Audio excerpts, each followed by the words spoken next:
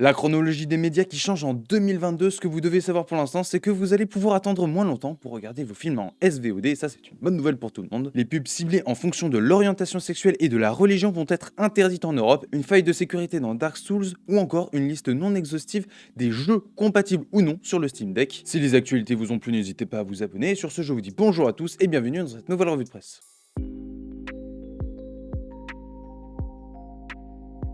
Nous commençons du coup avec cette fameuse chronologie des médias qui va être modifiée en 2022. Alors remettons un peu dans le contexte, qu'est-ce que la chronologie des médias? Eh bien c'est un mécanisme français qui organise la diffusion des films après leur exploitation dans les salles de cinéma. Plusieurs supports comme par exemple le DVD, le Blu-ray, Canal+, la vidéo à la demande, la télévision, encore le SVOD se succèdent au fil des mois selon des règles particulières. Et du coup voici le nouveau tableau, qu'est-ce qui change? Comme vous pouvez le voir, on a gagné un énorme délai entre la sortie en salle et la sortie sur les plateformes. On a gagné 8 petits mois pour les chaînes gratuites, mais on en a gagné carrément 21 pour Netflix par exemple. Et pourquoi une telle réduction? Eh bien cette densification des fenêtres accroît la concurrence entre les plateformes, mais elle est censée aussi avoir un effet vertueux sur le comportement du public. Il est en principe moins tenté de se tourner vers le piratage si les films arrivent plus vite sur sa plateforme de prédilection.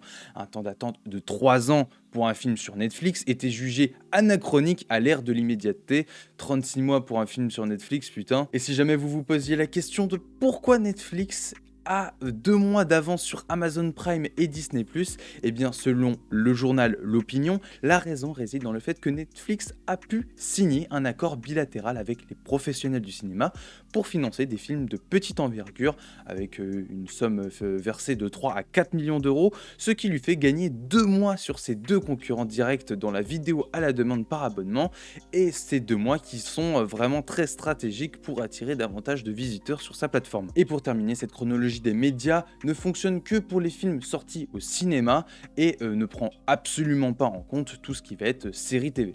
Nous continuons l'actualité avec 3 lettres, comme le dit l'article, DSA pour Digital Services Act, qui vise entre autres à interdire les pubs ciblées en fonction de l'orientation sexuelle ou de la religion de l'utilisateur. Alors selon l'article de Numérama, cette nouvelle loi votée à l'unanimité au Parlement européen est un véritable fourre-tout législatif. Il englobe énormément de changements visant à rendre les géants de la tech plus responsables de leurs actes. Pour résumer un peu ce que contient cette loi, nous avons par exemple les publicités ciblées visant les mineurs qui seront interdites, de même les publicités ciblées visant les personnes en fonction de leur orientation sexuelle ou de leur religion qui seront interdites. Nous avons aussi les dark patterns qui seront interdits. Il s'agit de messages vous demandant votre consentement de manière abusive en interrompant ce que vous faites et en donnant plus d'importance à l'option accepter qu'à l'option refuser bien évidemment, ou encore le droit d'être transparent vis-à-vis des algorithmes. Maintenant Facebook devra dire pourquoi il cible tel utilisateur, et pour l'Europe, en tout cas l'Europe affirme vouloir la fin du Far West numérique. Malgré le lobbying intensif des entreprises américaines, elle se dit confiante quant aux changements à venir pour l'Europe et globalement ça avance dans le bon sens, il faut l'avouer. Qu'est-ce qui s'est passé sur Dark Souls ce week-end? Avant de parler du Steam Deck, on va revenir un peu sur cet événement du week-end.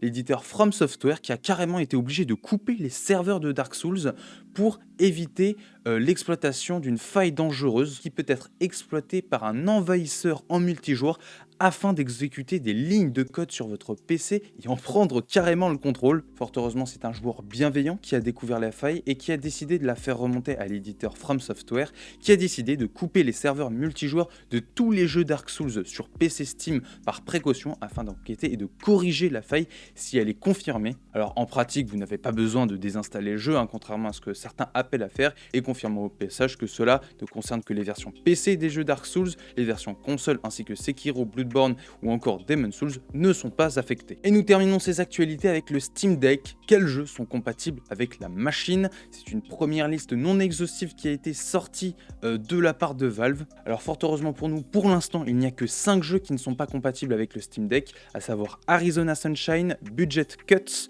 Job Simulator, Persona 4 Golden ou encore de Blue. Alors bien évidemment, cet article est disponible en description comme tous les articles que nous avons vus aujourd'hui si vous voulez voir la totalité de la liste. Mais nous avons par exemple les titres Steam Verified et nous avons aussi les titres jouables. Ça, ce sont des titres dans lesquels il va peut-être falloir passer par la case options pour modifier les paramètres graphiques et avoir une expérience de jeu assez fluide. Et c'est sur cet article que se termine cette revue de presse. J'espère que les actualités vous auront plu. Comme je l'ai dit, tous les articles sont disponibles en description.